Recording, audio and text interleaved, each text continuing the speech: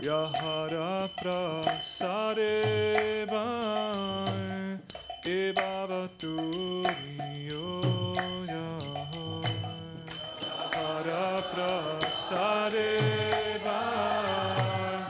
ebhavaturiyo Krishna praptiyo Yaha huite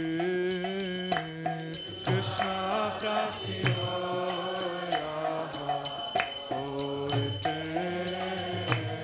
Krishna praptiyo yaha hoite Krishna praptiyo yaha hoite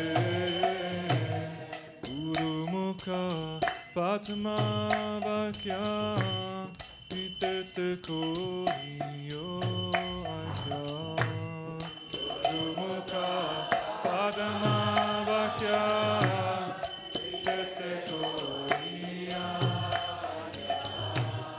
Guru mukha padma vakya titete koriyo akya Guru mukha padma vakya titete koriyo akya Arana koriyo mane asha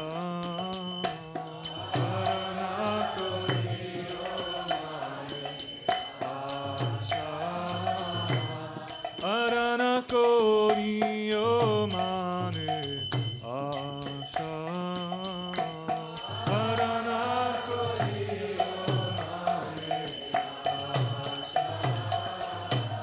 Shri Guru charane rati aise uttama gati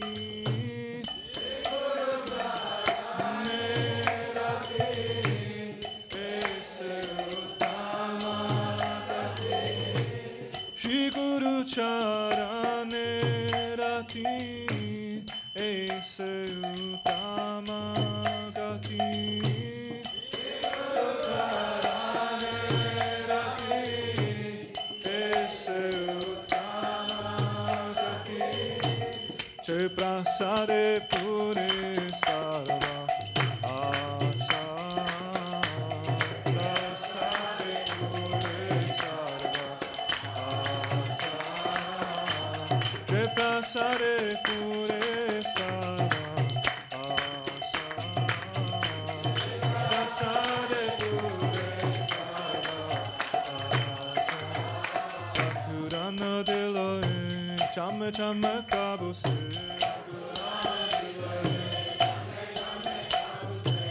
Chakudana diloe chamme chamme kabuse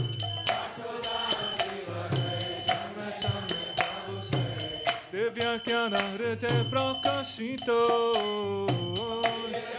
Hrite prakashito Devyakyana hrite prakashito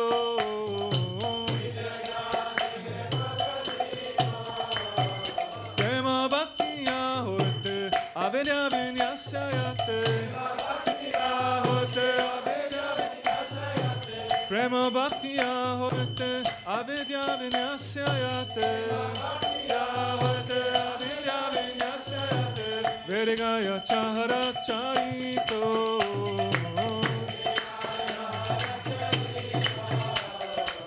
Vedagaya chahara charito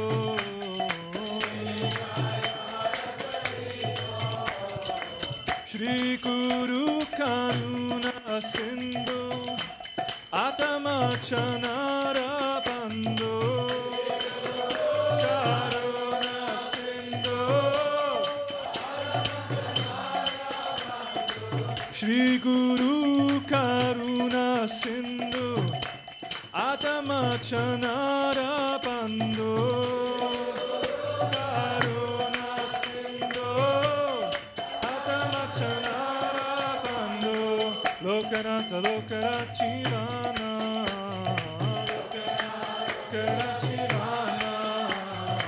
Lokanatha Lokarachivana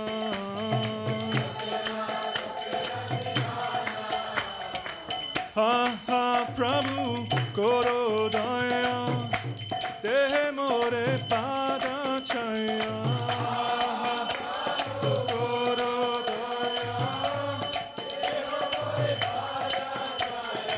Ha ha Prabhu Koro Daya Dehe More Pada Chaya Prabhu Koro Daya Ebe Asya Kuskuti Bhuvana Ebe Asya Kuskuti Bhuvana Ebe Asya Kuskuti Bhuvana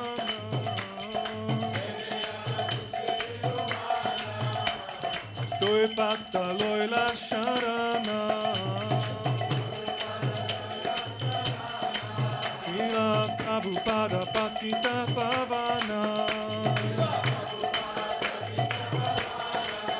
Jaya Prabhupada Jaya Prabhupada Prabhupada Shila Prabhupada Prabhupada Jaya Prabhupada Prabhupada Shila Prabhupada Prabhupada Jaya Jaya Prabhupada Jaya Jaya Prabhupada Prabhupada Prabhupada Jaya Jaya Prabhupada Prabhupada Jaya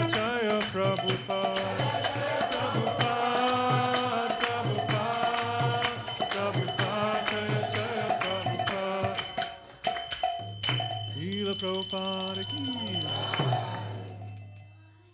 Nama Om Vishnupadaya Krishna Pristaya Bhutale Srimate Bhakti Vedanta Swaminiti Namine Nama Om Vishnupadaya Krishna Pristaya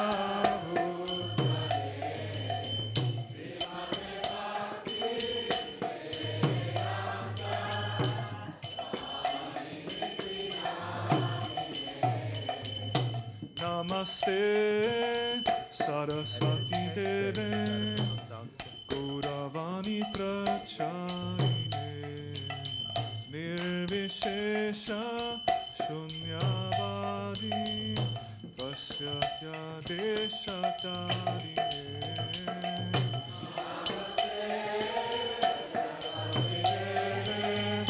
Gauravani Pracharine Nirvishesha Shunyavadi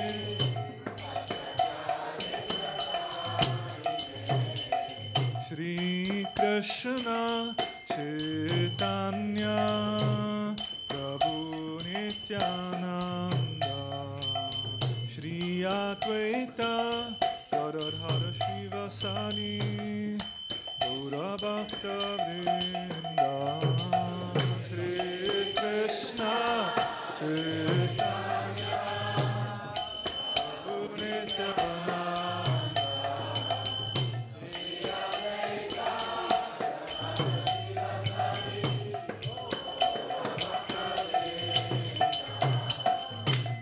Shri Krishna Chaitanya Prabhu Nityananda Shri Advaita Gadadhara Shivasani Gaura Bhakta Vrinda Shri Krishna Chaitanya Prabhu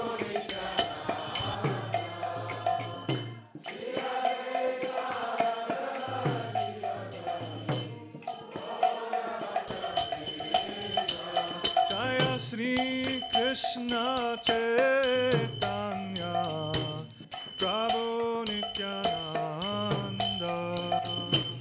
Shri Advaita Gadadhara Shivasani Gaura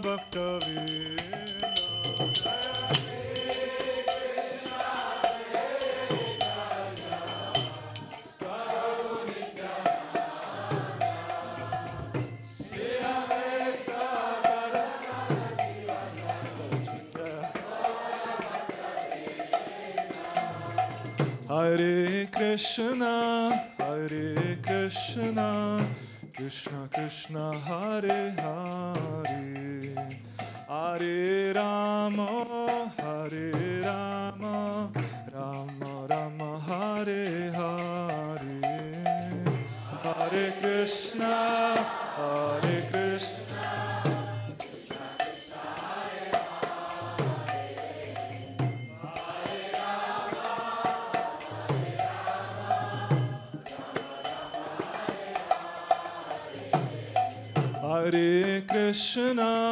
Hare Krishna, Krishna Krishna, Hare Hare, Hare Rama, Rama Rama, Hare Hare.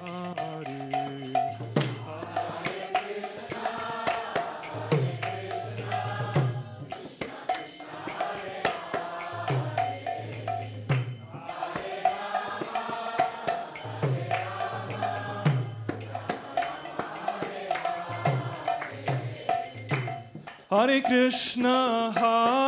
Krishna, Krishna Krishna, Hare Hare, Hare Rama, Rama Rama, Hare Hare, Hare Krishna.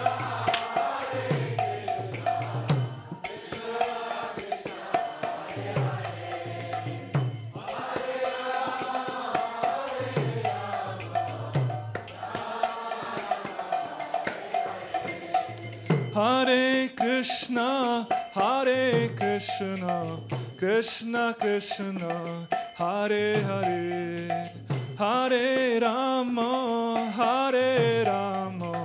Rama Rama, Hare Hare, Hare Krishna.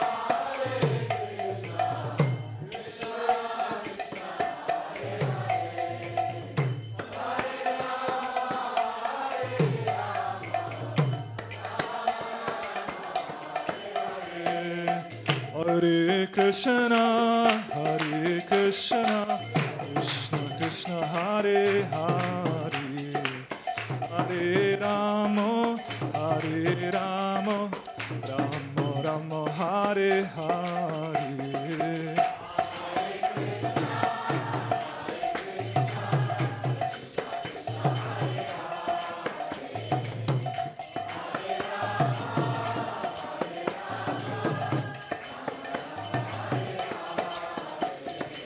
Hare Krishna, Krishna Krishna, Hare Hare, Hare Rama, Rama Rama, Hare Hare.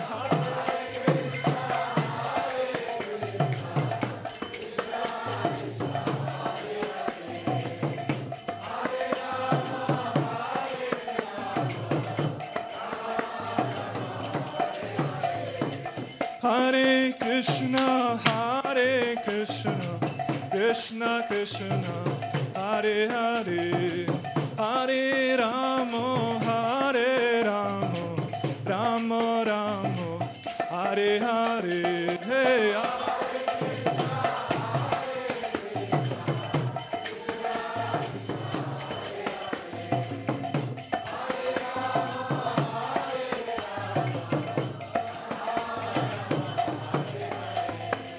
Hare Krishna, Krishna Krishna, Hare Hare, Hare Rama, Rama Rama, Hare Hare.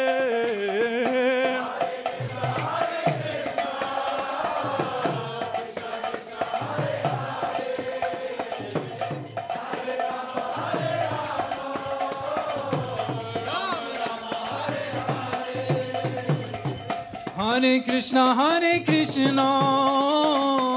Krishna Krishna, Hare Hare, Hare Rama, Hare Rama, Rama Rama, Hare Hare. Hare Krishna, Hare Krishna, Krishna Krishna, Hare Hare.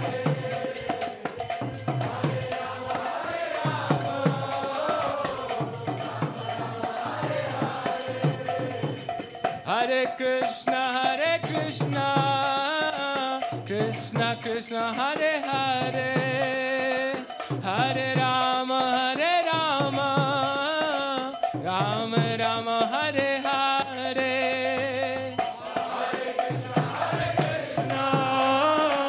Krishna Krishna,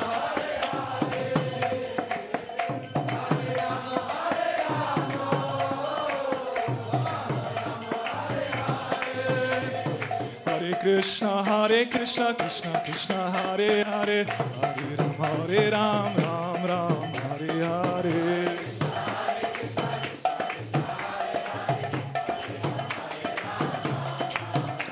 Hare Krishna, Krishna Krishna, Hare Hare, Hare Ram, Ram Ram, Hare Hare.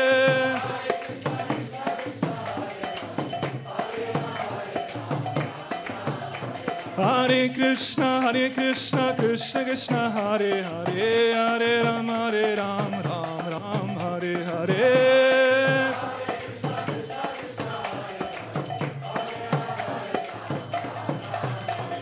Hare Krishna, Krishna Krishna, Hare Hare, Hare Ram, Ram Ram, Hare Hare.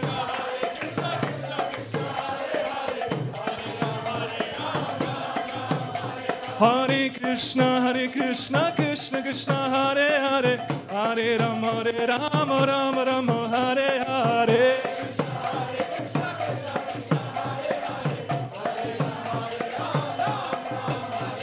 Hare Krishna, Krishna Krishna, Hare Hare, Hare Ram, Ram Hare Hare.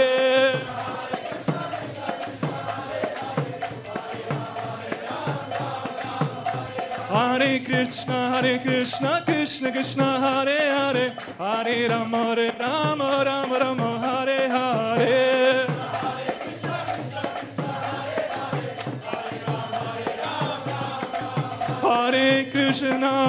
Hare Krishna, Krishna Krishna, Hare Hare, Hare Ramo, Ramo Ramo, Hare Hare.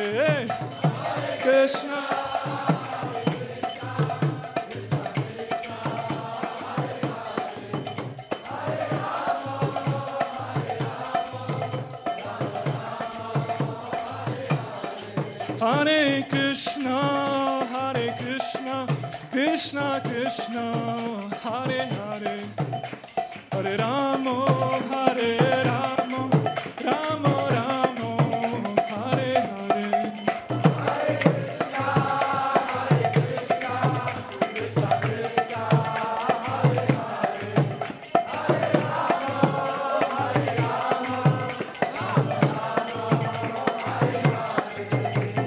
Hare Krishna, Krishna Krishna, Hare Hare, Hare Rama, Rama Rama, Hare Hare, Hare Krishna,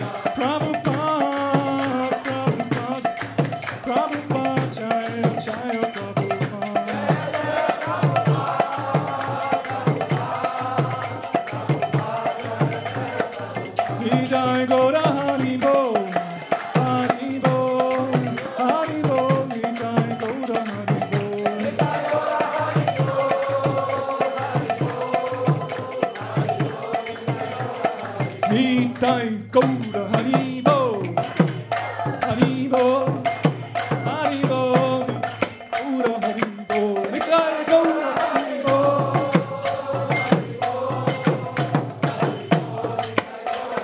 Nitai Gaura Haribo, Haribo, Haribo, Nitai Gaura Haribo, Nitai Gaura Haribo, Haribo,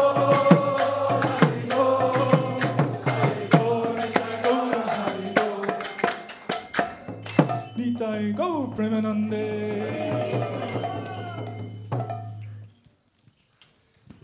Jai Vishnu Pad Paramahamsa Pariraj Acharya Sutra Satyashmadesi Bhaktivedanta Swami Srila Prabhupada ki ISKCON Bibli Founder Acharya Srila Prabhupada ki Jai Vishnu Pad Paramahamsa Pariraj Acharya Sutra Satyashmadesi Bhakti Siddhanta Saraswati Thakur Prabhupada ki Ananta Koti Vaishnavrinda ki Nama Acharya Srila Haridas Thakur ki Sat Goswami Prabhupada ki Prem Sakaho Shri Krishna Chaitanya Prabhu Nityananda Shri Advaita Gadadhar Shri Vasari Gaura Bhakti Vrinda ki Shri Shri Radha Krishna Gopa Gopinata Shyama Kunda Radha Kunda Giri Govardhana ki Shri Mathura Brinda Vandam ki Navadvip Maya Pradam ki Nilachal Jagannath Puri Dham ki Shri Shri Gaunitai ki Shri Shri Radha Kishori Vallabha ki Jagannath Baladev Subhadamarani ki Taigo Premanande. All glories to the assembled devotees. All glories to the assembled devotees. All glories to the assembled devotees. All glories to Shri Shri Guru and Gauranga. All glories to Srila Prabhupada.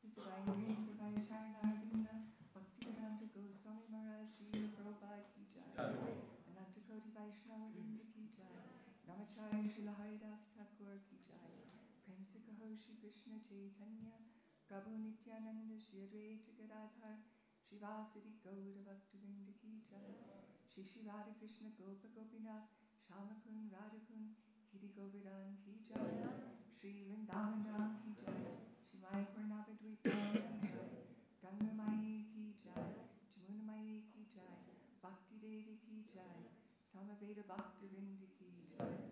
All glories to the assembled devotees, all glories to the assembled devotees, all glories to the assembled devotees, all glories to the lotus feet of Shri Shri Guru and Garanga, all glories to Srila Prabhupada.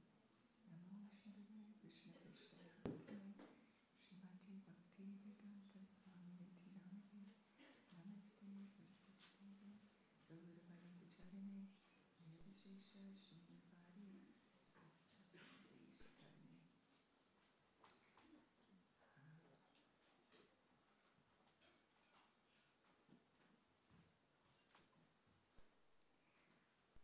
Krishna. Good morning. Thank you all for coming. So I'm going to do it a little unconventionally. I'm going to talk a bit about Uddhava and the Uddhava-Gita before we do today's verse and purport. So how many of you are familiar with the Uddhava-Gita and have read or studied it? How many? Okay, not so many. So this has been my experience. This is actually one of my favorite parts of the Bhagavatam, and I'm finding that a lot of devotees haven't had the opportunity yet. So I hope after today you're inspired to dive deep into these nectar instructions of Lord Krishna.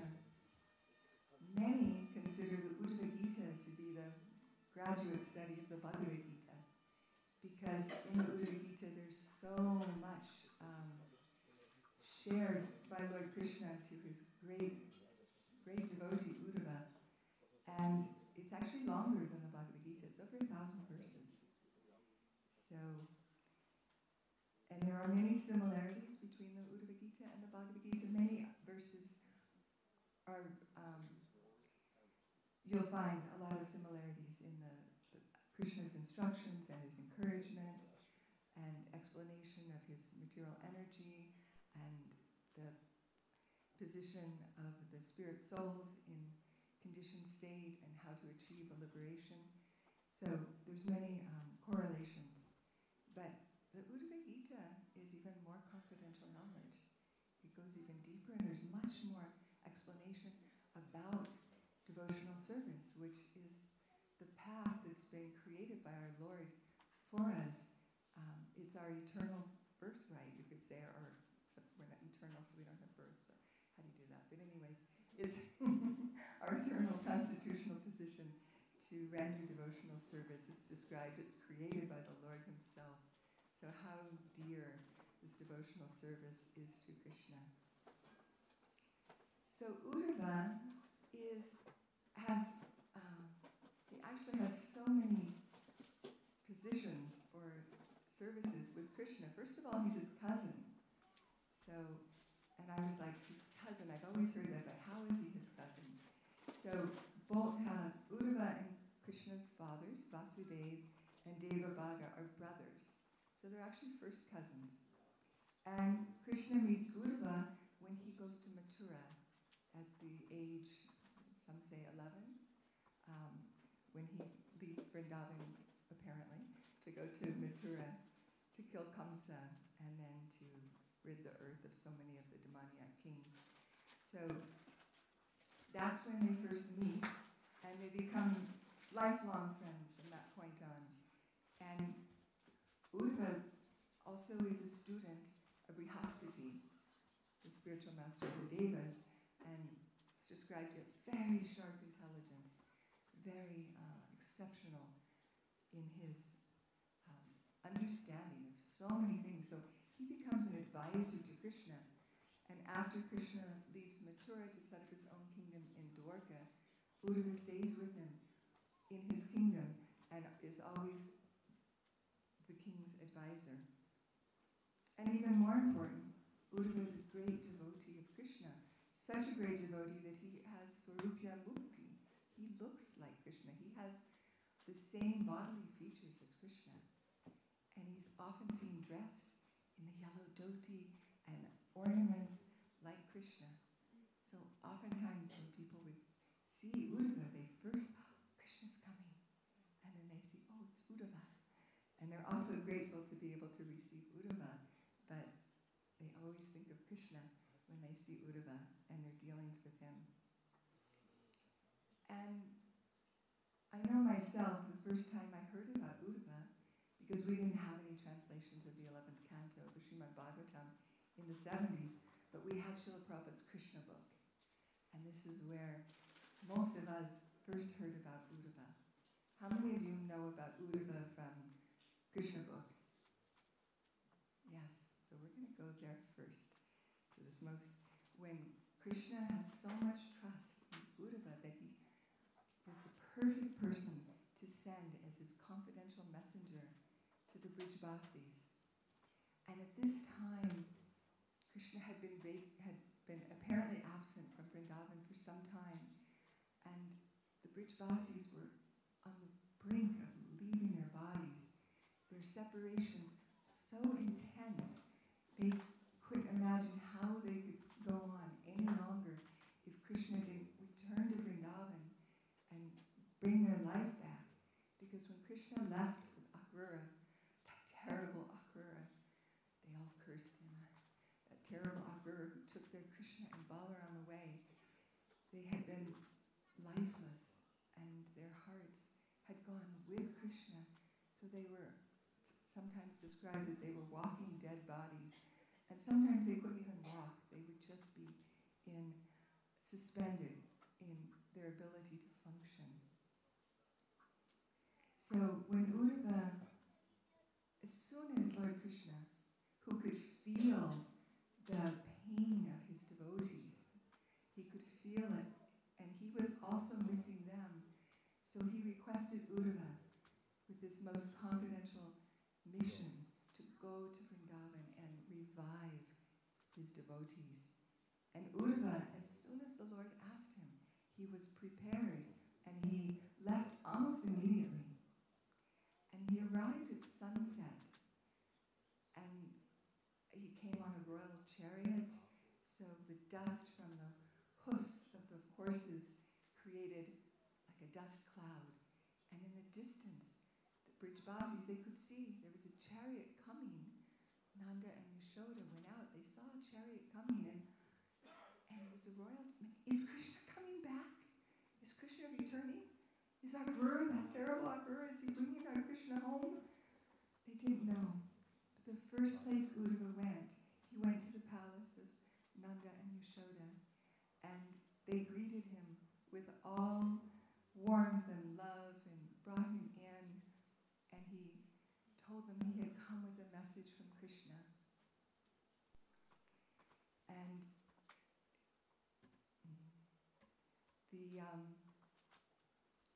they ended up, he shared with them that Krishna is, as you are always thinking of him, he is always thinking of you. And there is no separation, and he promises that he will come as soon as he is able. As soon as he finishes his business in Mathura, he will come and return, and he has never forgotten. Okay.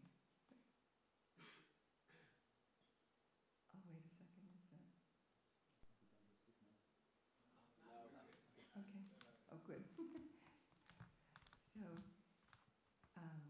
have you not been able to see anything this whole time? Well, this is what's been up, is this painting of Uddhava and Lord Krishna. So that's what's been up the whole time. So I'm glad they fixed it. Thank you. Before we go on. And it's described that Uddhava and Nanda Maharaj, when they were discussing Krishna's pastimes, and Mother Yashoda sat by just crying and crying, almost in a catatonic state, just missing her Krishna so much. But Nanda Maharaj was recounting so many of Krishna's pastimes and relishing just hearing them again.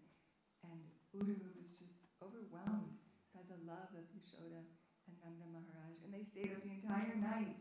There was no question of sleeping, just discussing, remembering Krishna's pastimes. In the early morning, the gopis, it was their, they came every day to Yashoda and Nanda's palace to greet them and to do whatever seva they needed. And so when they came and they saw the chariot, and they were like, oh. They were too afraid to wish or hope or expect that Krishna was back, but they were also anxious to find out about this chariot. So they came in the morning, and then again, when they first saw Uddhava, is it Krishna? It's not Krishna, but who is this personality who looks so much like our Krishna? And why has he come? So at the first opportunity, Uddhava let them know in private that he had come with a message from Krishna. But they waited and they did their duties throughout the day, and they planned to meet. And they met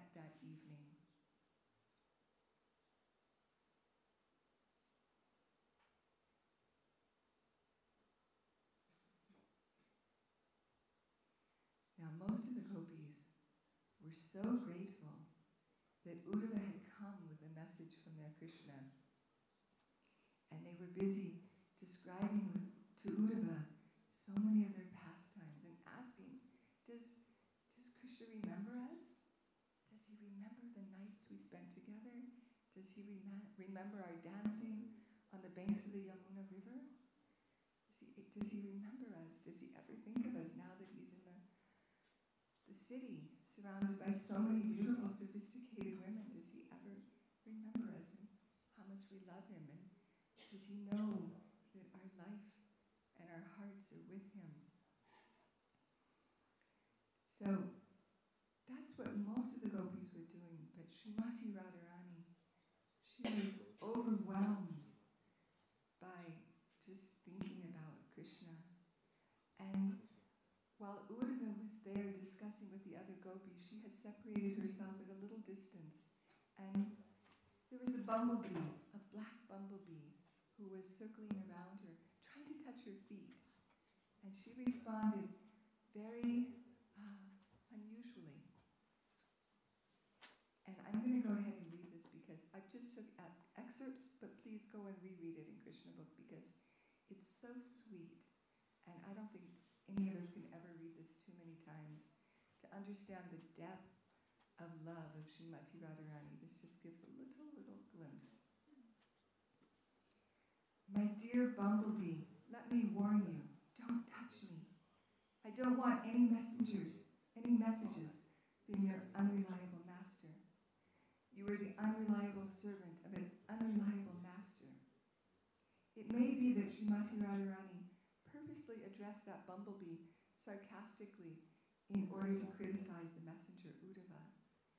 Indirectly, Srimati Radharani saw Uddhava as not only resembling Krishna's bodily features, but as being equal to Krishna. In this way, she indicated that Uddhava was as unreliable as Krishna himself. We are not going to be cheated any more by Krishna or his messengers. I know that you are a messenger coming from a great trickster, Krishna. Therefore, please leave me. I can understand that you are very expert in reuniting two opposing parties. But at the same time, you must know that I cannot place my reliance upon you, nor upon your master Krishna. We left our families, husbands, children, and relatives only for Krishna, and yet he did not feel any obligation in exchange. He has left us for lost. Do you think we can place our faith in him again? In my opinion, Srimati Radharani continued, one should not hear about Krishna, because as soon as a drop of the nectar of his transcendental activities is poured into the ear, one immediately rises above the platform of duality, attraction and rejection. Being completely freed from the attraction of material attachment, one gives up the attachment for this material world, family, home, wife, children, and everything which is materially dear to every person. We have been enchanted by the sweet words of Krishna, and again we are thinking of the rays of the nails of his toes. We are becoming more and more lustful for his association. Therefore, I request you to not talk of Krishna anymore. While Radharani was talking with the bumblebee, and the bee was flying hither and thither, it all of a sudden disappeared from her sight. She was in full mourning due to separation from Krishna, and was feeling ecstasy by talking with the bee. But as soon as the bee disappeared, she became almost mad, thinking that the messenger bee might have returned to Krishna to inform him all about her talking against him. Krishna must have been very sorry to hear it, she thought. In this way, she was very much overwhelmed with another type of ecstasy. In the meantime, the bee, flying hither and thither, appeared before her again. She thought, Krishna is still kind to me. In spite of the messenger carrying disruptive messages, he is so kind that he has again sent the bee to take me to him. Srimati Radharani was very careful this time not to say anything against Krishna. My dear friend, I welcome you. Krishna is so kind that he has again sent you. Krishna is so kind and affectionate to me that he has sent you back. Fortunately, in spite of your carrying my message against him. My dear friend, you can ask from me whatever you want. I shall give you anything because you are so kind upon me. You have come to take me to Krishna because he is not able to come here. And then she's asking the bumblebee, but how will you take me to Krishna? You are so small. Will you lead me there? Will you carry me? So she's asking like this. And Uddhava was standing nearby and he could hear Srimati Radharani talking in this way as if she had become mad after Krishna, and he was very surprised at how the gopis were accustomed to thinking of Krishna constantly in this most elevated Mahabhava love, which is very, very rarely seen, even amongst all of Krishna's topmost devotees. And then he could understand this was a special arrangement by his dear friend and Lord Krishna.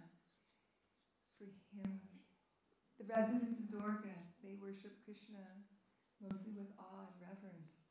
And here in Vrindavan, there's no awe and reverence. It's way beyond that.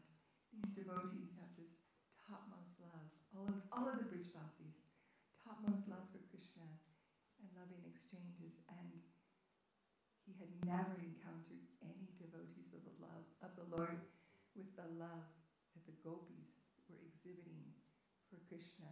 And amongst all of the gopis, Srimati Radharani, her love is uncomparable. No one has love like Srimati Radharani for Krishna. So Uddhava gathered everyone around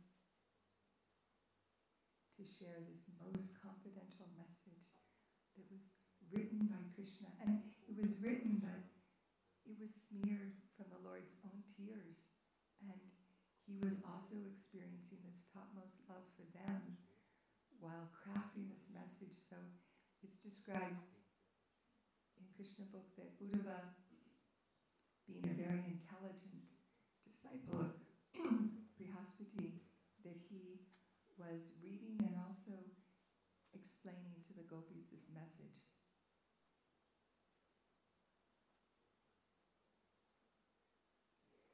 My dear gopis, and remember, this is from Krishna himself. My dear friends, please know that separation between ourselves is impossible at any time, at any place, or under any circumstances, because I am all-pervading. Transcendental knowledge of the Absolute is no longer necessary for you. You were accustomed to love me from the very beginning of your lives. My dear gopis, in order to increase your super excellent love for me, I have purposely separated myself from you. I have done this so that you may be in constant meditation on me. So imagine for a moment, if we're able, that the gopis have been practically dying in separation from Krishna, so anxious to be reunited with their lover, their Lord. And they get this message which is imbued with Krishna's potency, so they're feeling it. And he's explaining to them that we're never separated. And they're trying to understand, but I feel this intense separation. How are we never separated? And for them to understand that this separation is also, Krishna is manifest in this separation. So because it was this message was not just words, it was imbued with Krishna's own love and his own Shakti. So they did understand, and it gave them new life, and it gave them actually another level of ecstasy, of deep, deep happiness. So now they were convinced and understood that this separation from Krishna wasn't killing them. It was actually bringing them closer to him, because they could never forget him, not even for a moment, no matter what they were doing, no matter where they were, what other external things in their household duties. They were always, always with Krishna in this remembrance and in this separation. And that they were actually experiencing the supernatural method of Krishna worship, and were much relieved and happy to understand it. So Uddhava didn't just stay a day, he didn't just stay a few days, he actually stayed many months with the Brijbasis and would spend his time sharing Krishna Katha, discussing the pastimes and the Lord's Leela, and discussing his qualities and his characteristics and his beauty. And this gave such solace to Mother Yashoda and Nanda Maharaj, and such solace to the gopis. He would ask them to close their eyes and meditate on Krishna. And then in that meditation, they were right with Krishna. They were no longer separated. So after these few months had passed, Uddhava asked both Nanda and Yashoda, and then also the gopis, he asked them for their permission for him to return to Dwarka, because now he was feeling separation. Even though he was in association with these topmost devotees and sharing the Lord's pastimes, he was missing his relationship with Krishna and Dwarka. So with their permission, he returned to Dwarka. But before he left, they loaded up the chariot with so many gifts from the village, so many gifts to bring back to Krishna and to Vasudeva and to King Ugrasena. So the whole chariot was filled with gifts. And when Uddhava returned, he was sad to leave, but anxious to be back with his Lord. And this experiences he had over those few months in Vrindavan never left him. He, in his own meditation, in his own prayers, and he wrote poetry, he wrote songs, prayers to the gopis of Vrindavan, asking, he wanted the dust from their lotus feet on his head. He understood that they were much greater devotees than he was, and that he, because of the social etiquette, he couldn't take the dust from their feet in front of them, but he asked for those, in his prayers, he asked for that benediction, that he would have the dust from their feet, and that he would have their association, the association of all the Brijbasis.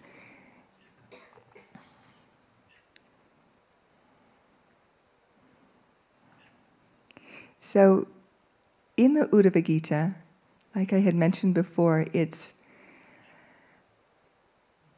over 1,000 verses, and it spans 23, 24 chapters, depending. Some authorities say it starts at the 7th chapter through the 29th. But there's also discussion here in the 6th chapter of the 11th canto, and that's the verse we're going to read from today. So, Om Namo Bhagavate Vasudevaya. Om Namo Bhagavate Vasudevaya. Om Namo Bhagavate Vasudevaya. Shri Uddhava Vacha. Deva Devasha Yogesha. Punya Shavana Kirtana. Samrityaitya Kulam Nunam. Lokam Santyak Shate Bhavam. Vipra Shampam Samartopi. Pratyahana Yad Ishvaraha. So let's all chant together the next couple times. Shri Uddhava-Vacha Deva Devasha Yogesha Punya Shravana Kirtana Samrityaitat Kulam Nunam Lokam Santyashate Bhavan Viprashapam Samartopi Pratyahana Yadishvaraha Shri Uddhava-Vacha Deva Devasha Yogesha Punya Shravana Kirtana Samrityaitat Kulam Nunam Lokam Santya Shate Bhavan Viprashampam Samartopi Pratyahana Yadishvaraha Shri Uddhava-Vacha Shri Uddhava said, Deva Deva, of the greatest amongst the demigods. Isha, O ultimate God. Yoga Isha, O master of all mystic power. Punya, which are pious. Shravana Kirtana, O you hearing and chanting the glories of whom? Samritya, withdrawing. Itat, this. Kulam, dynasty. Nunam, is it not so? Lokam, this world. Santyakshate, are about to give up once and for all. Bhavan, you. Viprashapam, the curse of the Brahmanas. Samartha, capable. Api, although. Pratyahana, you did not counteract. Yat, because. Ishvara, the Supreme Lord. Translation. Sri Uddhava said, O my Lord, O Supreme God among all the demigods, real piety is invoked simply by hearing and chanting your transcendental glories.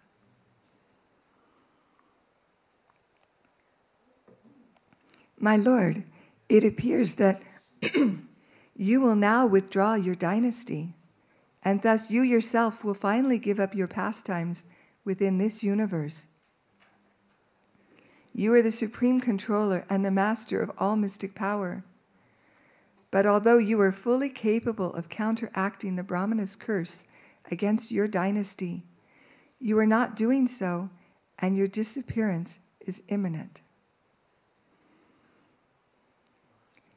Is everyone good with that? Should we repeat it, or is that because you can see it? Okay. So just a little backstory. I'm guessing quite a few of you haven't read the 11th canto. Are some of you familiar, or who's familiar with the Lord's disappearance from the earth planet? Okay, about half, a little over half. So when it was the time for the Lord to wind up his earthly pastimes, the Battle of Kurukshetra had already happened. So many of the demoniac kings the earth had been rid of. But the most powerful kings of all, the most powerful Kshatriya race, was the Lord's own dynasty, the Yadu dynasty. And it was not, Krishna did not want them to stay on the earth when he left. And it was also time for Kali Yuga to begin, this age that we're in. And Krishna's own abode, Dwarka, would be swallowed by the sea. So many things were unfolding. And the Yadus were too powerful. There was no force that could take them out, except amongst one another. So there was a special arrangement made ahead of time, that some of the young boys of the Yadu dynasty were carelessly, almost insulting the sages, and the sages cursed them. And I'm not going to tell that whole story. You go ahead and read it in the 11th canto, the Bhagavatam, how that happened. And so it was coming time now for this to all happen. And Uddhava, who had been with Krishna at this point over 110 years, as his confidant, his servant, his advisor, his dear friend, he could understand what was going on. He could understand by Krishna's instructions to the Yadus and what was happening, that Krishna was preparing to leave. And plus, Uddhava is a Nitya Siddha devotee, eternal associate of the Lord. So he's understanding in this verse. He's saying, "I know that something else is happening. I know that you're preparing to withdraw your whole dynasty and to end your pastimes in this universe. And this Brahman's curse is nothing for you. You could counteract it, but you're not choosing to do so. So this is now part of your lila." So purport. And in the 11th canto of the Srimad Bhagavatam, published by the Bhaktivedanta Book Trust, this was done by Srila Prabhupada's disciples, Gopi Pranadhana Prabhu and Hridananda Das Goswami, and they've taken the commentaries from our previous acharyas, from Srila Bhaktisiddhanta Saraswati and from Srila Vishwanath Chakravarti Thakur and several others of our Gaudiya Vaishnavas.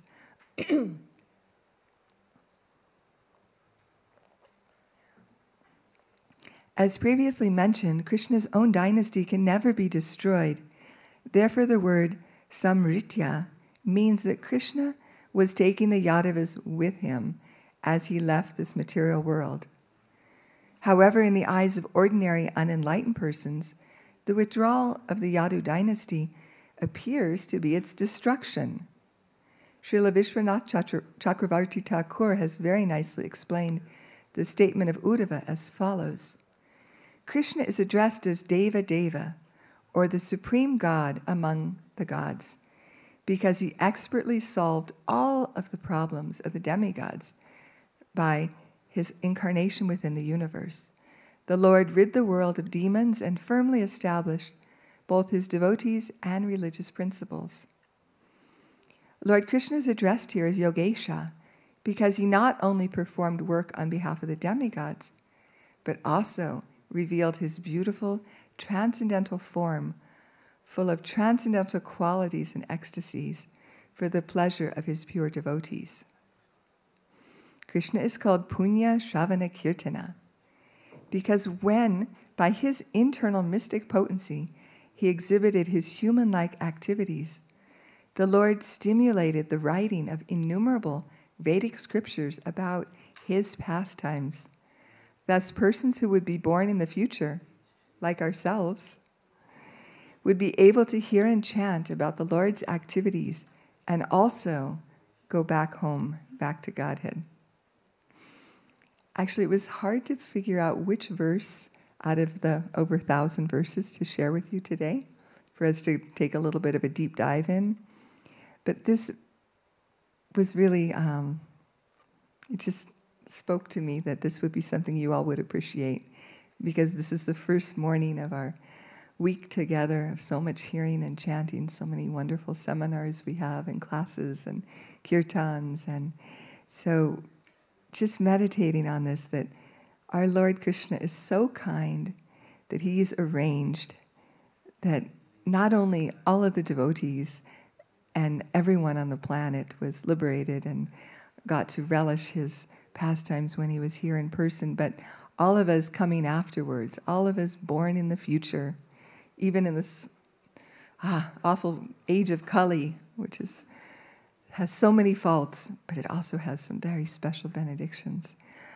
But that he has arranged that we would be able to hear and chant about the Lord's pastimes, his lila, and of course his holy name, and have all of these scriptures that have been given to us by our Guru and Param Guru Srila Prabhupada, and the disciplic succession going all the way back, especially to Lord Chaitanya Mahaprabhu, and of course beyond, all the way back to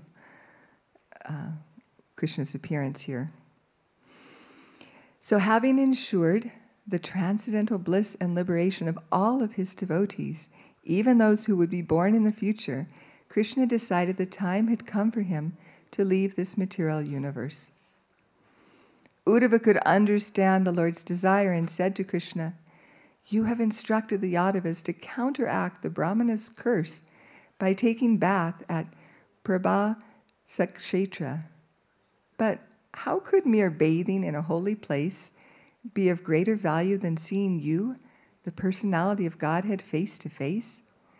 Since the Yadavas are always seeing your transcendental form, and since you are the Supreme Lord, what is the use of their taking bath in a so-called holy place? Therefore, you obviously have some other purpose. If you actually wanted to counteract the curse, you could simply say, 'Let this curse not act,' and the curse would immediately be neutralized. Therefore, you must be preparing to leave this universe, and that is why you have not counteracted the curse."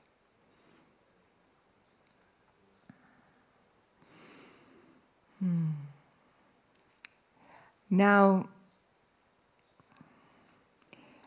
Uddhava has his own personal request of the Lord.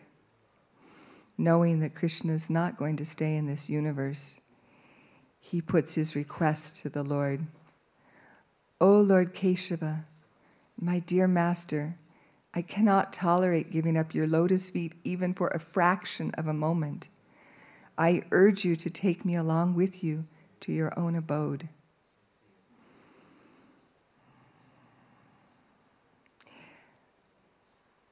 So keep that in mind, Uddhava's request, because we're going to revisit that. So now, Krishna doesn't respond to Uddhava's request right away, but that's the precursor to him speaking the Uddhava-Gita. And since I don't have the mystic powers to give you the whole Uddhava-Gita in a 90-minute seminar, I just want to give you a little taste of what's included in the Uddhava-Gita to inspire you to go and search this out yourself and become absorbed in these wonderful... The song, it's the song that Krishna sung to Uddhava. It's the... So this verse and the chapter 6, the Yadu dynasty retires to Prabhasha, and then Lord Krishna instructs Uddhava. And some of this, you may know of some of these. The story of Pingala and detachment from all that is material. So in the beginning of the Uddhava-Gita, Krishna talks about the difference between matter and spirit and how we're not these bodies, and gives examples of how we can become detached from this world and detached from our own identification with our bodies and mind. And he also goes into so much detail about the nature of the cosmos and how to achieve liberation. And when he talks about what's beyond renunciation and knowledge, he starts sprinkling in the different yoga systems of karma yoga, jnana yoga, and most important, bhakti yoga. And the mystic yoga perfections.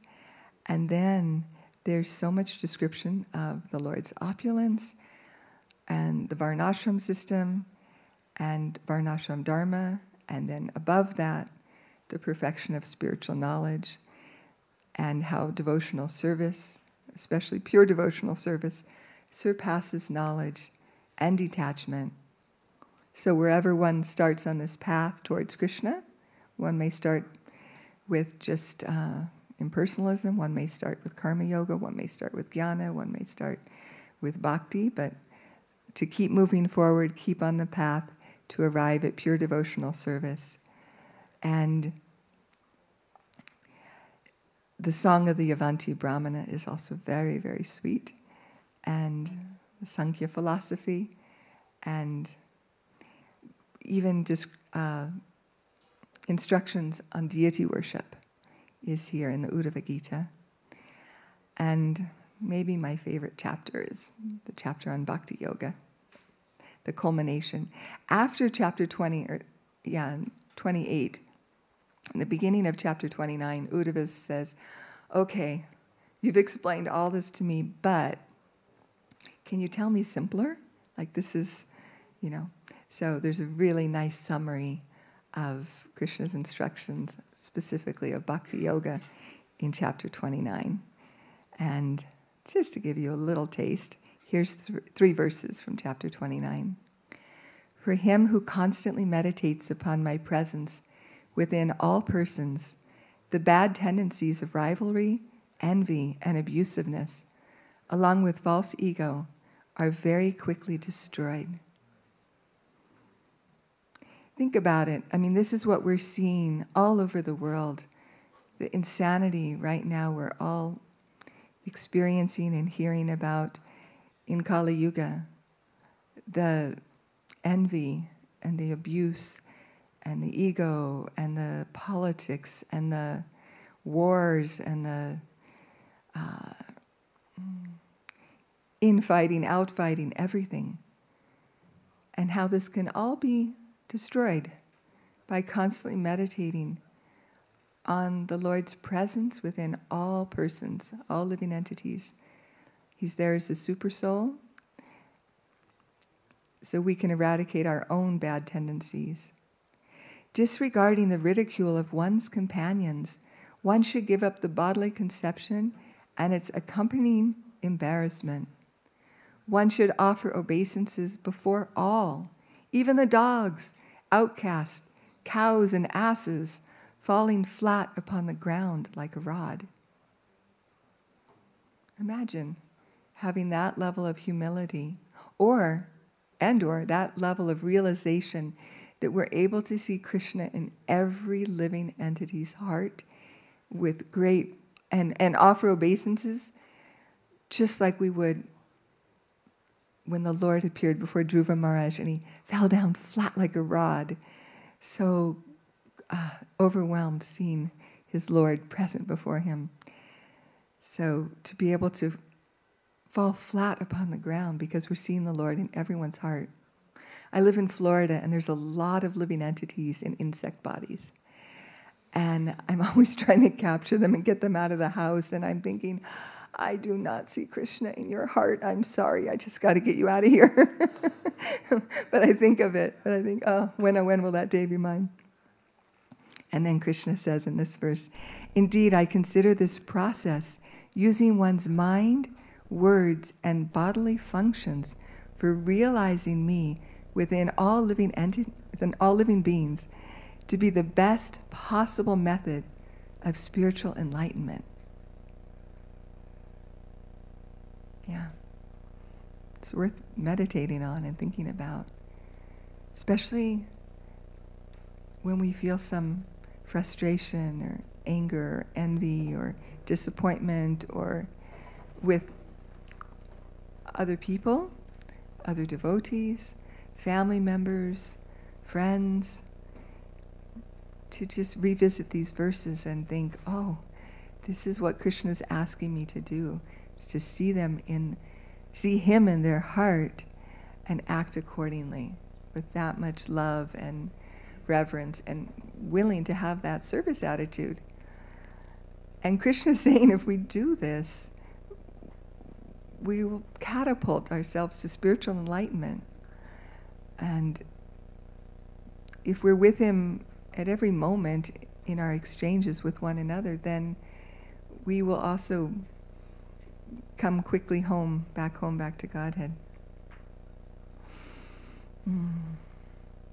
Now, this is a very emotional part.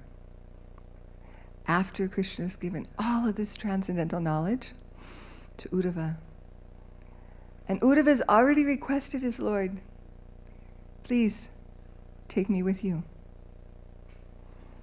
Krishna has a different plan for him. Krishna asks of Uddhava, I want you to go to my abode, Bhadrakashram, and deliver these teachings, my teachings, to the sages there and to the devotees there and those that will come. And I want you to practice this vipralamba, this service in separation. And I was thinking, not only was Uddhava Krishna's confidential messenger to Vrindavan, it was a setup. He wanted Uddhava, was very accustomed to me being with the Lord day in and day out, week after week, month after month, year after year, decade after decade. He wanted Uddhava to understand personally this highest level of love for him. And it can't be achieved if he's there in the Lord's personal association. It has to be with a degree of separation. So Uddhava, after the Lord made his request,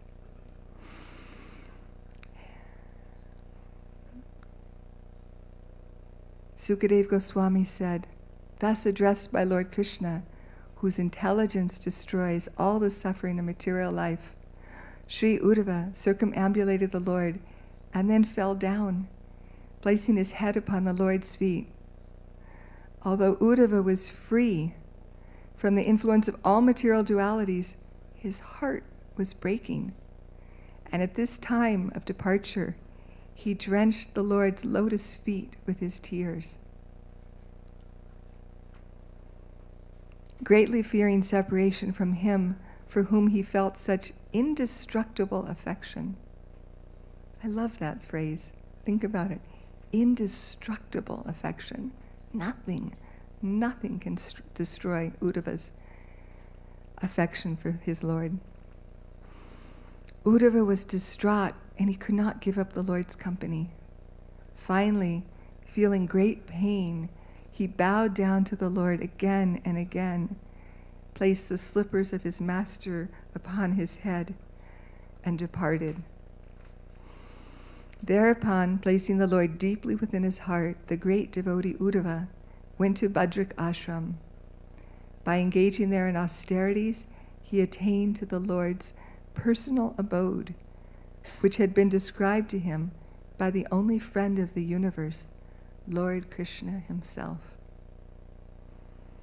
Thus Lord Krishna, whose lotus feet are served by all great yoga masters, spoke to his devotee this nectarian knowledge, which comprises the entire ocean of spiritual bliss. Anyone within this universe who receives this narration with great faith is assured of liberation. So these are the benedictions you're receiving from hearing this little bit of Uddhava-Gita now, and will continue to receive when you immerse yourself in hearing it and chanting it, sharing it with others. I offer my obeisances to that Supreme Personality of Godhead, the original and greatest of all beings, Lord Sri Krishna. He is the author of the Vedas, and just to destroy his devotees' fear of material existence, like a bee, he has collected this nectarian essence of all knowledge and self-realization. Thus he has awarded to his many devotees this nectar from the ocean of bliss, and by his mercy they have drunk it.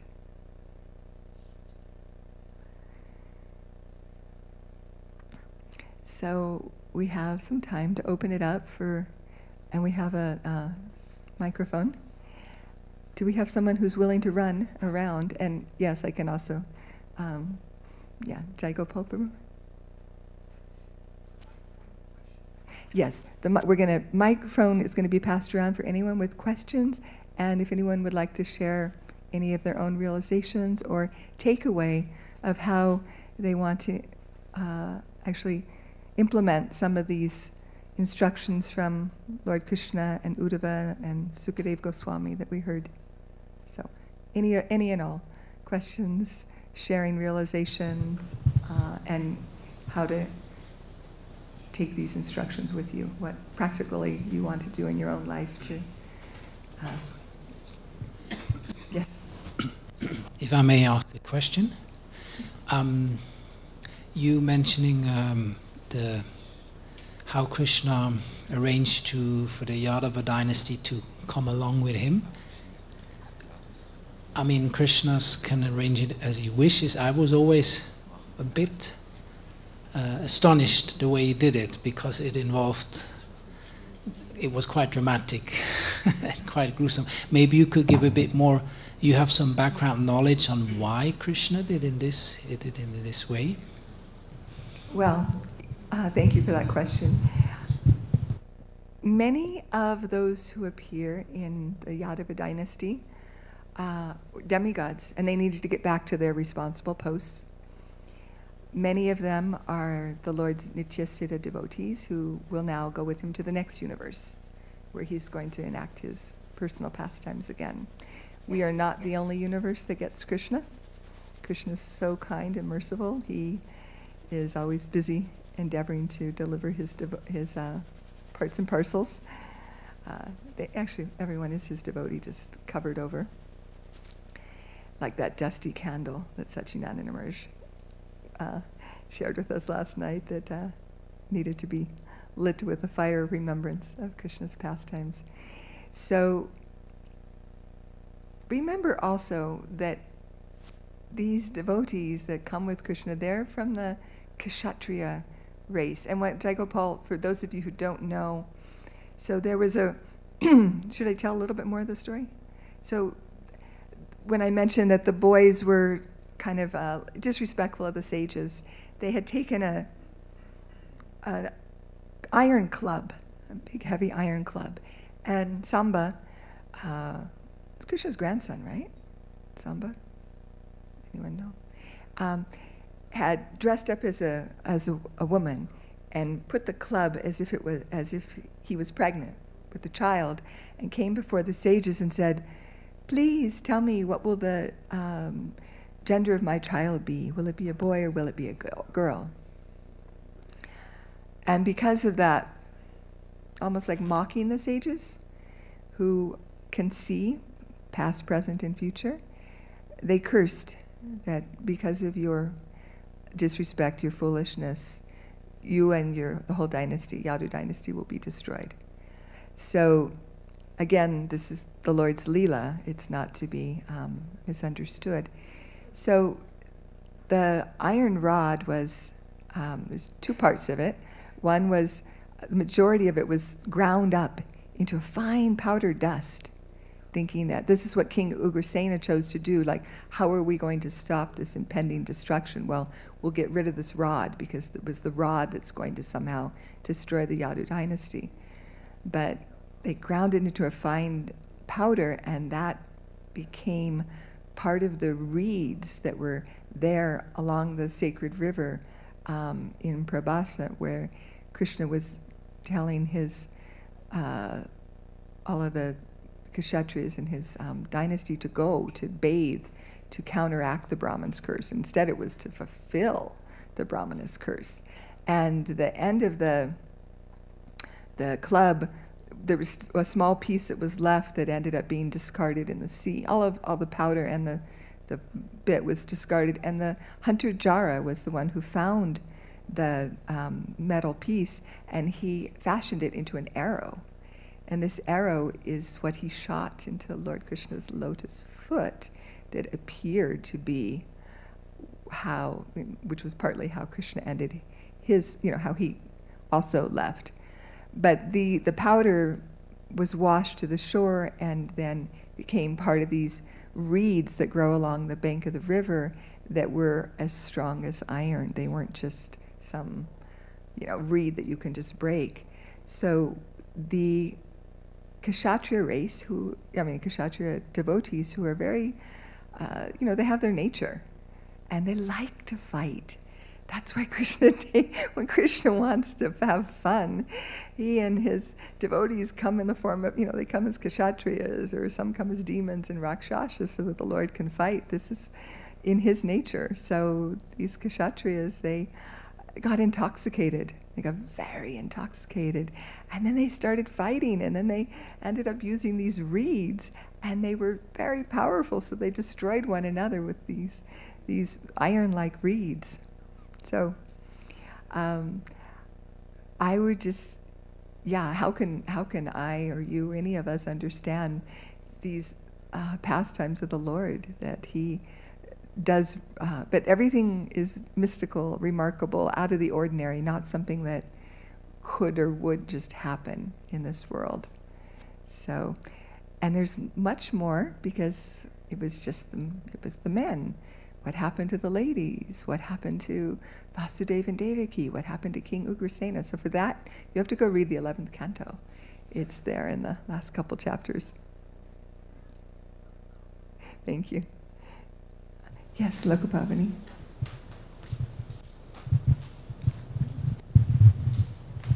Hare Krishna. Thank you for the nice lecture. I wanted to ask this part where Uddhava receives instructions and then he takes it into his heart. And that's actually, this is how Krishna helps his devotees. He, as I understand it, he gives them these personal instructions and then he leaves them.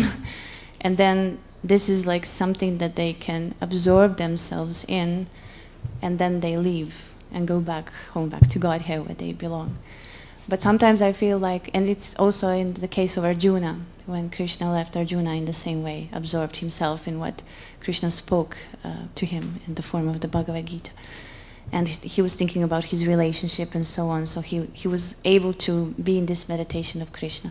So I want to ask, like, from the perspective of us, who are like practitioners of Bhakti, and who don't have this kind of relationship with Krishna, and I'm talking from my point, from my position. So where is their hope that one day I can be also absorbed like them and then achieve what is the perfection of life? Wonderful question. And actually, I think all of us are here at this retreat for the same reason. We all have some attachment and attraction for the Lord, and then we have so many distractions and so much busyness and so much obligations, and we are frustrated. And again, I'll speak for myself. I'm frustrated that the quality of my chanting is not what it could or should be, or that I would like it to be, and I'm not reading and studying as much, and I'm not sharing Krishna Katha as much as I'd like to. But if I come to this Swiss Bhakti retreat, there's so many sweet devotees there who are serious about advancing in spiritual life, and I'll get to hear from some of my favorite devotees in classes and in even taking prasadam together and chant with. So that is our process. Srila Prabhupada gave us what he called the ISKCON sandwich. We have our morning program. During the day we do so many duties. We come back again in the evening and hear and chat together. And I know now that we're not all living as ashram devotees, that's a little harder. But the principles are there to set aside quality time to sing kirtan, to chant japa, to read. We have so many amazing scriptures that I know in this lifetime I've already, it's like, wow, I'm getting further along now, in case you guys didn't notice, but I'm like, all these years of reading, and I don't really understand enough, and I don't meditate enough on these scriptures. I want to. And the wonderful thing about the more we hear and chant, the more we want to hear and chant. And I know if I neglect hearing and chanting, if I neglect reading when I'm busy, then the taste isn't there. And it takes like a mini immersion to again, oh yes, remember, like get the dust wiped off, and then be able to remember that this is how I get more taste, is by better quality and more often hearing and chanting.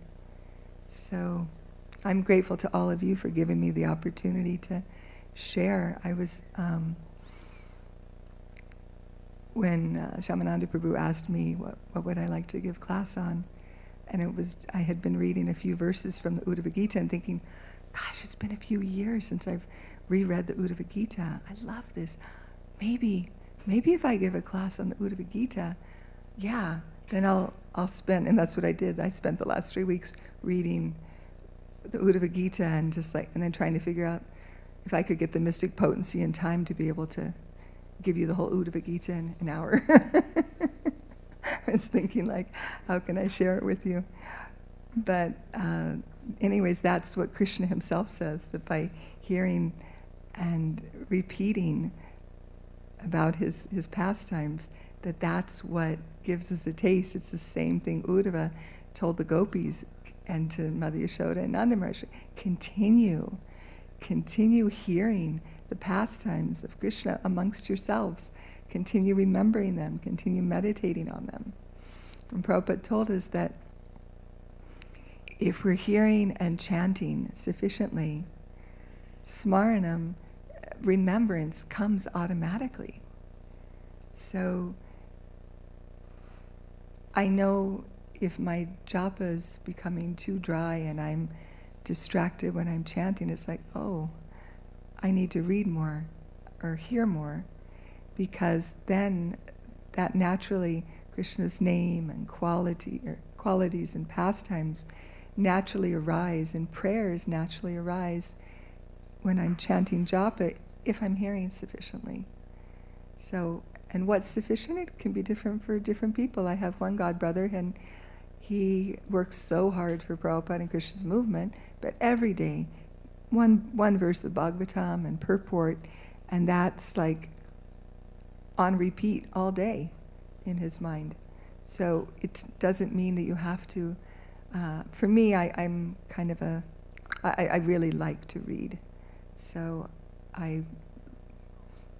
and fortunately, there's so many of our scriptures are lila, pastimes. That's what captures my mind and intelligence. Does that answer your question? I'm really good at tangents. Yes, but I was also thinking because they had a real relationship with Krishna. They saw him. So that's the point. When you see someone, I don't know, your family members, you have this attachment for them, and then when you're separated from them, it comes naturally that you remember. So in that sense, we do have everything that you said, but I'm sometimes afraid of not having this thing. But as you said, it comes from hearing and chanting. Sometimes I'm personally sometimes skeptical. What if there is not such an attachment, because I don't see Krishna for example, Arjuna or Uddhava did. So. Well, that's also why we were given this deity worship, which I happen to know you are very absorbed in, your deity seva. So, but yeah, actually, that was reminding me when my son was 4 years old, Gauramani, he every day would cry for Krishna, and he wanted to play with Krishna. And I said, so I would bring him in front of our home deities, and I would, paintings and like that, or read him stories, and he would pout and he said, I want to play with the real Krishna. I was like, okay, I don't know who you are, and I don't know what separation you're feeling, because it was very, very tangible. He would actually cry for Krishna, and then cry to go home back to Godhead, so he could play with the real Krishna. So, that's actually, that hankering is good for us, that we're wanting that personal, loving relationship. So that's a result of your sincere service to the deities and to the holy name, that you want to have a personal relationship with Krishna. Most of this universe, first of all, most people don't want anything to do with God. And then of those who want liberation, they just want liberation. It's still all about me. I want to be liberated. I want Brahman. I want pleasure. I want cessation from pain and suffering. It's still all self-centered. So when we're fortunate enough that we're getting this mercy, that we want to advance in our spiritual life so that we can have this personal relationship, so that Krishna, and Prabhupada told us that, you serve the deity sincerely, and one day Krishna will talk to you. So, thank you.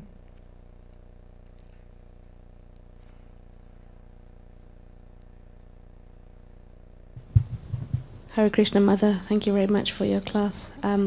You've inspired me about the Uddhava-Gita to perhaps read. My question is, regards to sadhana, where does the Uddhava-Gita fit in if you're a beginner? Because we're always told like Bhagavad Gita is first, then Srimad Bhagavatam, and then the CC. So where would you advise to start reading the Uddhava-Gita? Well, the Uddhava-Gita is in the Srimad Bhagavatam. It's the 11th canto, the majority of the 11th canto of Srimad Bhagavatam. So if you are reading systematically, you can... at the same time, the Uddhava-Gita, if you've read the Bhagavad Gita, I would say go ahead and read the Uddhava-Gita. So inspiring. Actually, that's another Sangha.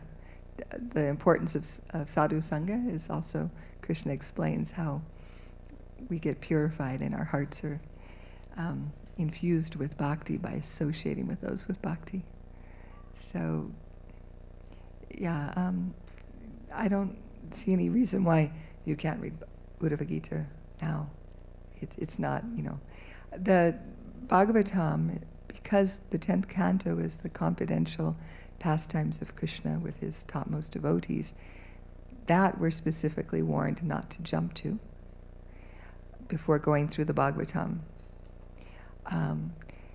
Although Srila Prabhupada, in his kindness, gave us Krishna book quite early on, 1972, I think we got Krishna book, which is a summary study of the 10th canto.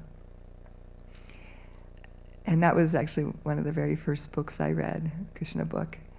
And I remember thinking, boy, this is so, because I didn't know enough about Krishna. I didn't know, I had read Easy Journey to Other Planets and had been reading teachings of Lord Chaitanya, and Bhagavad Gita, which was really hard for me to understand. But Krishna book was so sweet, even though it was beyond my understanding because of the way Prabhupada includes so much philosophy along with the Leela to prevent us from committing offenses or thinking Krishna to be ordinary. And I remember reading Krishna book and thinking, wow, this is so amazing, and not sure like if I could believe it all, but at the same time the attraction came. And some of my friends had posters of the BBT had done from the early Krishna book paintings. They had created some posters that were kind of sold in different places, and I was in a very unique town of Laguna Beach, California, where there were a lot of people that were already into yoga and meditation and Krishna. So I would see Krishna's form different places. So it was like, okay, specifically the one of Lord Brahma after he stole the cowherd boys. If you know that painting from Krishna book, from the old Krishna book, yeah, there was some very sweet and very memorable. It's like once you hear these pastimes, once you see the paintings, who can forget it?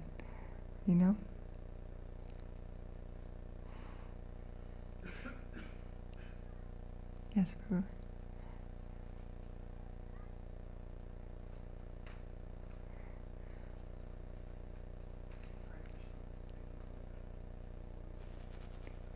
I think it's on the bottom. Thank you for the wonderful class. I wanted to ask, earlier you were saying that in the 29th chapter, Krishna says that by constantly meditating upon him in the hearts of living entities, then false ego could be destroyed and other bad qualities or anarthas. And so I was wondering if you could speak more about that and how that might practically look for us practicing devotional service. Nice question, thank you. What comes to mind is, like, every time we enter the temple room, we offer our obeisances, humble ourselves before the Lord. And when we're in the temple room, we have certain etiquette. We're not to discuss mundane topics. We're not to yell or speak harshly to anyone in front of the deity. We're not to, to come in front of we're meant to come in front of the Lord clean. There's certain, etiquette that we practice with the deity. So I would say similarly, in our exchanges with other living entities, it'll be a little different than entering the temple. We may not be able to offer obeisances to every living entity with our body, but we can certainly do it within our mind. And practicing that awareness, oh, the reason this living entity is alive is because Krishna is present in its heart. We used to do that on book distribution, Sankirtan. Sometimes you'd have to approach 20, 30, 50, 100 people before someone would stop. So instead of seeing their bodies and judging who was a favorable candidate and who was not favorable for receiving one of Prabhupada's books, we practiced meditating that Krishna's in every living entity's heart, and you never know who's inside that body. The body can look one way, but the soul is Krishna's, and Krishna's there watching me, hearing me, every exchange I have with each and every person. And that practice is really, really helpful. So yes, you can do it when you're on Sankirtan, Harinam Sankirtan, or book distribution, but why not in our dealings have that conscious awareness that Krishna is here with me? Just like Srila Prabhupada told us, his spiritual master was always by his side. So if our spiritual master and Krishna are always by our side, in our heart, in the heart of the other living entities, how are we speaking? What's my attitude even before I begin speaking? What's my intention? What's my consciousness? Am I doing good for this person? Am I motivated by some material desire? Do I want to get something from them? Am I sharing and caring about them? So it's that simple. I mean, when you're raising children, you're always kind of course correcting, no, don't hit your friend, that's not okay, do this, don't do that, listen to me. We're like, we're that all-pervading parent for our children when we're raising them, that they tend to, not always, I was going to say act better when their parents there, not necessarily. Anyways, the point is that if we can have that awareness that Krishna's with me at all time, in my heart and in others' hearts, that I'm acting in such a way that I'm pleasing the Lord, and that so every exchange is positive for that of the living entity and for our own spiritual advancement. And if anyone else has any practical thing to share on that too, it's a worthwhile discussion. Because I was thinking, like with the internet, it's become so toxic even amongst devotees who spend so much time arguing with one another and criticizing, and just there's so much. It's like it's made what used to be very fun to go and have darshan on Facebook with deities around the world and see festivals and kirtans and stay connected with friends around the world. It's like now I let weeks go by that I don't go on because so many times there's some toxic conversation, and it just hurts my heart. And I think, why would, so in our own society, and that that's online, but even amongst each other, generally happens. Familiarity breeds contempt. That there can be politics in the temple. There can be envy or anger or disappointment amongst one another. So before there was the internet, our practice was if you had ill feelings towards someone, you were upset with them or they were upset with you, first thing is you find that devotee and you ask them to please accept your obeisances, and you both offer obeisances to each other. Maybe give a hug and sit down and talk through whatever friction is there. And so that's, why not? Why not and maybe you all do that. I haven't lived in a temple for quite a while, but that, I have one dear friend she always says, every phone call, every text, please accept my loving obeisances. I'm like, it just reminds me, it's not just a superficial, please accept my humble obeisances and, Panchakalpa. It's like, I'm offering you my obeisances with love and attention. It's like, thank you. Please accept my loving obeisances. It can sound sentimental to some, but to me, that's what I needed to take it out of being just disconnected. So it's like, yes, let us offer love and attention with one another and resolve conflicts. Be willing to resolve conflicts if we feel hurt or if someone is hurt by us, so that we don't have this, I don't ever want to have an uncomfortable relationship with anyone, especially a devotee of the Lord.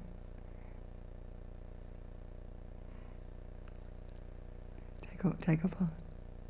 If I may give a comment to that, you were referring to that verse, seeing Krishna in everyone's heart, and in this way, becoming free of false ego and abusiveness.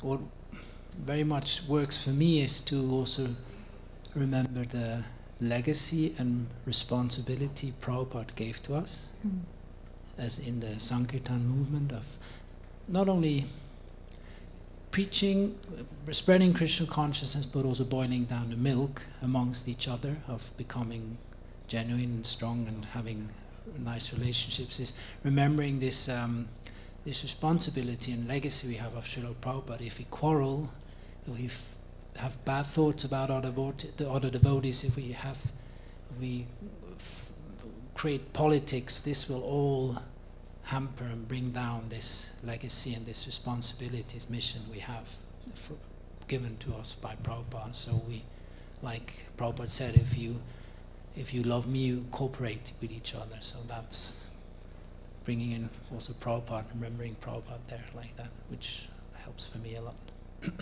Thank you. Thank you very much. Thank you all for being such an amazing audience, attentive and eager. And I'm going to close it so everyone can take prasadam, right? It's 9 o'clock. So thank you very much. Jai. Srimad Bhagavatam ki jai. Srimad Uddhava Prabhu ki jai. Gaur Bhaktivinda ki jai. Her Grace Kosarupa Mataji ki jai. Hare Krishna.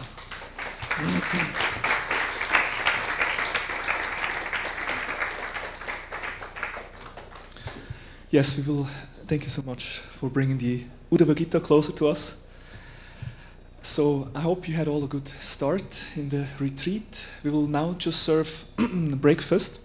Before that, I just give a short overview of the day.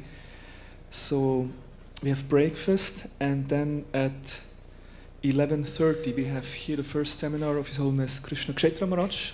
Yoga, the Art of Play, will start here at 11:30.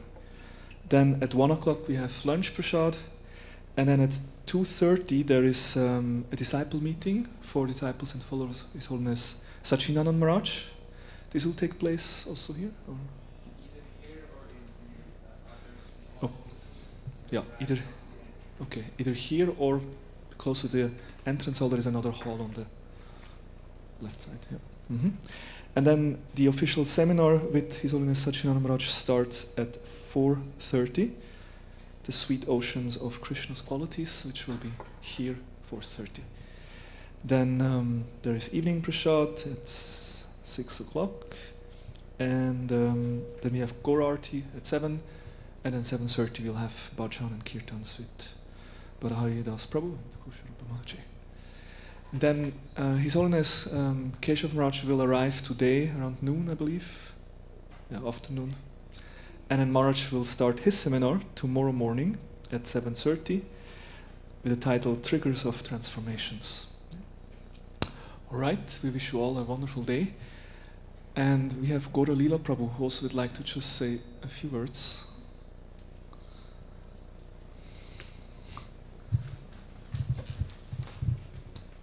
Thank you. Well, today at 11 o'clock, we'll be starting, for everyone who's interested, inspired, or curious to participate in the drama with His Holiness Sachinanda Maharaj in the next building, Hus, the new building on the underground floor is a big room on the right side called Amber. So at 11 o'clock, without any obligation, you can come and listen. Maharaj will talk about the beauty, the nectar, and maybe also the advantages of having drama in Krishna consciousness. We'll be rehearsing every day from 11 o'clock till 1 o'clock and from 3 o'clock to 5 o'clock. What I want to share is I feel on one hand very honored to again being asked by Maharaj to do a drama. On the other hand, it's also a big challenge because I start from scratch. So far, only 3 persons confirmed to participate, and I want to do a drama on a Krishna Lila. So many more as extras, musicians, actors, etc. are invited to help. So maybe I have to correct something Krishna Prema Rupa said yesterday. He introduced many devotees what they do. He talked about Rasa Shraya as being in charge of Kirtan, and he said, when Rasa Shraya approaches you to ask you to lead Kirtan, please cooperate. And he forgot to say, when Gora Lila approaches you to ask to approach you to cooperate, please do it. So I'll be maybe hunting some of you and kindly cooperate. That would be nice, because Friday evening, for the pleasure of the lordships and all the devotees want to do the drama. For the time being, the title is, working title, Love and Hatred, Krishna and Kamsa. It's about Mathura and it's about Vrindavan. More you'll be seeing on Friday night, provided you come every day at 11 o'clock to the rehearsing. Thank you so much.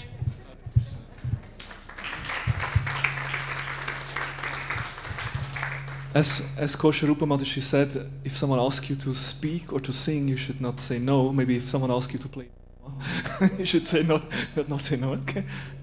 All right, thank you. Then have a wonderful day. Hare Krishna.